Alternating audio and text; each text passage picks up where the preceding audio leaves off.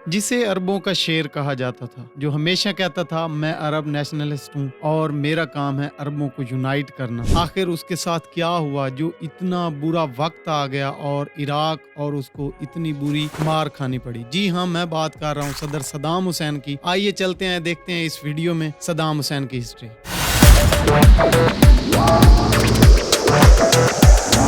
अस्सलाम वालेकुम नाजरीन, आप देख रहे हैं रिजवान हैदर ऑफिशियल और मैं हूं रिजवान हैदर। आज हम बात करने जा रहे हैं सदर सदाम हुसैन के बारे में और इराक के बारे में कि आखिरकार ऐसा क्या हुआ था जिस वजह से सदर सदाम हुसैन इतना तरक्की याफ्ता मुल्क बनाने के बाद उन्होंने मार खाई और उनके ऊपर हमले हुए और उन्होंने इस मुल्क को पीछे धकेल दिया और उनको फांसी की सजा दे दी गई। सदर सदाम हुसैन हमेशा कहा करते थे, उन्होंने एक जगह पे ये भी कहा था कि मैं इराक के लिए एक ताबूत हूँ जिसे कोई नुकसान नहीं पहुंचा सकता और मैं कभी भी अमेरिका के सामने नहीं झुकूंगा, क्योंकि सदर सदाम हुसैन के दौर में ही बेघरों को घर दिए गए, तालीम फ्री कर दी गई, हेल्थ सिस्टम इतना अच्छा कर दिया गया कि जिसकी मिसाल कहीं पर नहीं मिलती। उन्होंने अपनी आर्मी को इतना मॉडर्न कर दिया कि हमारे मुल्कों में अभी तक ऐसी कोई आर्मी मॉडर्न नहीं बनाई जा सकी, ना ही इतनी आर्मी को तरक्की दी गई। सदर सदाम हुसैन ने ऑयल इंडस्ट्री को नेशनलाइज कर दिया, जिस वजह से उनके मुल्क में ऑयल की किल्लत या ऑयल की महंगाई खत्म हो गई। उसके बाद सदर सदाम हुसैन हमेशा कहा करते थे, हम अपनी हिफाजत के लिए किसी से नहीं डरते और किसी पर हमला करने से भी गुरेज नहीं करेंगे। अगर इराक को कोई बुरी निगाह से देखेगा तो हम उसके चीथड़े उड़ा देंगे। सदाम हुसैन कुछ लोगों के लिए हीरो थे तो कुछ लोगों के लिए वो बिल्कुल ही एक गलत इंसान थे जिनको गलत अल्फाज में याद किया जाता है।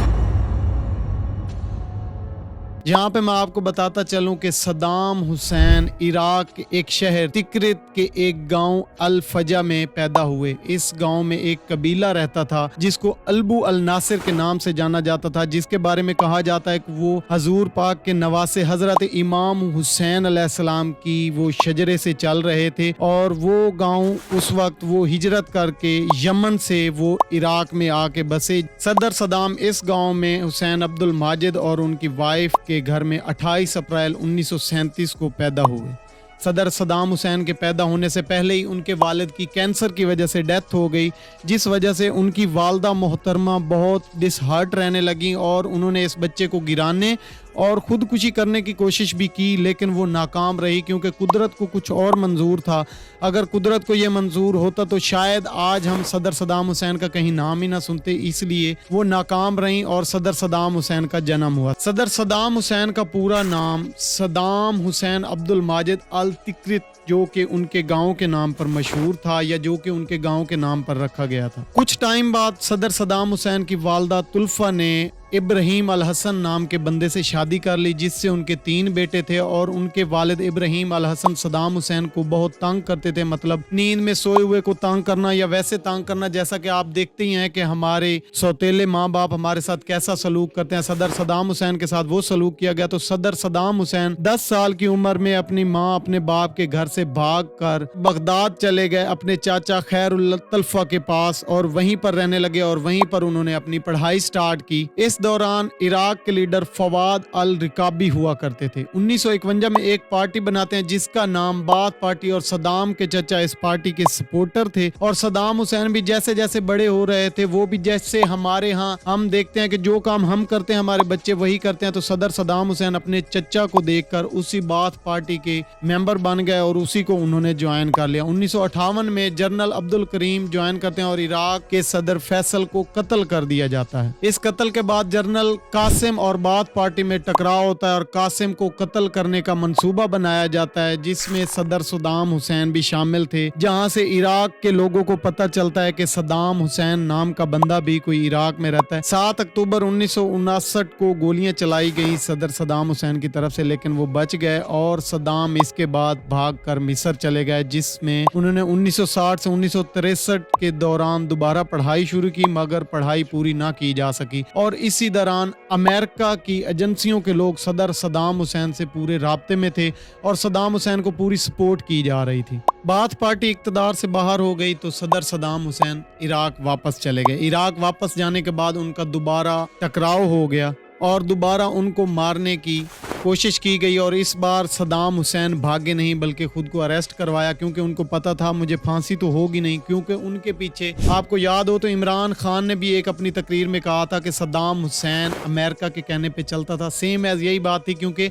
सद्दाम को अमेरिका की इस वक्त फुल सपोर्ट की जा रही थी और वो उनसे फुल राब्ते में था। 1964 से 1966 तक सदर सद्दाम हुसैन जेल में रहते हैं और इसके बाद जेल से बाहर आते हैं और यही सद्दाम हुसैन का राइजिंग टाइम था। यहीं पे सद्दाम हुसैन चमकता हुआ सितारा बनकर इराक के लिए शुरू होते हैं। 1966 में जेल से बाहर आते ही सद्दाम हुसैन को रीजनल कमांड डिप्टी सेक्रेटरी बना दिया गया और सद्दाम के पास पावर आनी शुरू हो चुकी थी। 1968 में गवर्नमेंट तब्दील होती है और अल बकर की गवर्नमेंट आते ही सदर सद्दाम को वो अपना डिप्टी सेक्रेटरी बना लेते हैं और सद्दाम हुसैन के पास बहुत ज्यादा पावर आ जाती है और सद्दाम हुसैन यहाँ पे आके सोचता है कि इराक इस वक्त किन हालात से गुजर रहा है। क्योंकि आप देख सकते हैं, क्योंकि आपने देखा होगा हर जगह पे हर मुल्क में शिया सुन्नी फसाद पहले नंबर पे चल रहा होता है, उसके बाद इकोनॉमी के इशू थे, इसके अलावा इराक बहुत सारी मुश्किलात से गुजर रहा था और सद्दाम हुसैन हर चीज को देख रहा था। लेकिन इस वक्त सद्दाम हुसैन के पास पावर आ चुकी थी और वो इस पावर को इस्तेमाल करने जा रहे थे। सद्दाम हुसैन इराक में मौजूद ऑयल इंडस्ट्री पर अपना कब्जा बना लेते हैं और ऑयल इंडस्ट्री को नेशनलाइज कर देते हैं, जिस वजह से ऑयल की किल्लत और ऑयल की जो महंगाई थी वो कंट्रोल हो चुकी थी। और इराक में यही वक्त था जब सदर सद्दाम हुसैन भी शाइन कर रहा था और इराक तरक्की की राह पर गामजन था। यहीं पे उसने बहुत ज्यादा जो गांव थे उनको रोड्स, उनकी सहूलत के लिए उनके अस्पताल, उनके तलीमी इदारे, हर चीज को सद्दाम हुसैन मजबूत करते जा रहे थे। और ऑयल की किल्लत की वजह से जब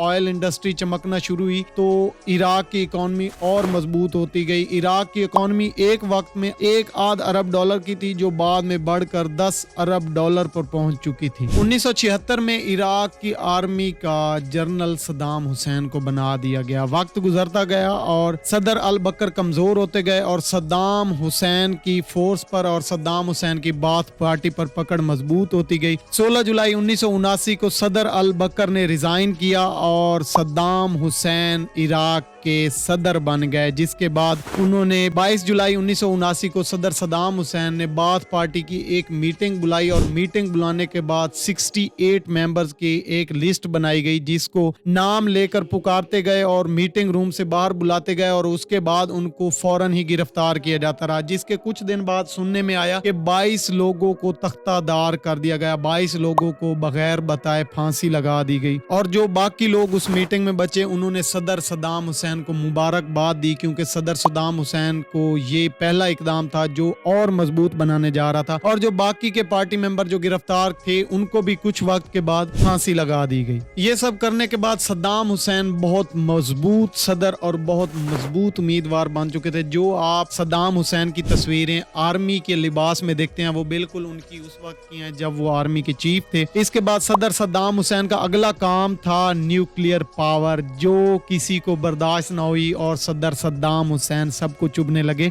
न्यूक्लियर प्रोग्राम ओसरिक नाम का एक मिशन 1980 में फ्रांस की मदद से इराक ने अपना न्यूक्लियर पावर प्लांट स्टार्ट किया जो कि सबको चुभने लगा और 7 जून 1981 को इसराइल की एक एयर स्ट्राइक में इस प्रोग्राम को तबाह बर्बाद कर दिया गया, क्योंकि अब सदर सद्दाम हुसैन किसी की आंख का तारा नहीं जो न्यूक्लियर पावर बनाने के बाद सबको चुभने जा रहा था। सद्दाम हुसैन ने अपने एक बयान में कहा भी था, मैं न्यूक्लियर पावर अपने लोगों के लिए नहीं बना रहा बल्कि अपने दुश्मनों के लिए बना रहा हूं जिनके मैं टुकड़े टुकड़े करूंगा न्यूक्लियर पावर बनने के बाद। और साफ सी बात है कोई भी नहीं चाहेगा इराक न्यूक्लियर पावर बने और वो अपने तख्तादार दुश्मनों को लटकाए या उनको तबाह बर्बाद करे। न्यूक्लियर प्रोग्राम को इसराइल एयर स्ट्राइक की तरफ से तबाह कर दिया गया और सद्दाम हुसैन के लिए ये और इराक के लिए बहुत बड़ा नुकसान था। इसी तरह जानने के लिए हमारा दूसरा पार्ट देखते रहिएगा। हम आने वाले अपने पार्ट्स में सद्दाम हुसैन की ईरान इराक वार, कुवैत वार और इसराइल के बारे में जिक्र करेंगे। बहुत जल्द मिलते हैं। अपना बहुत ज्यादा ख्याल रखिएगा। अल्लाह निगहबान।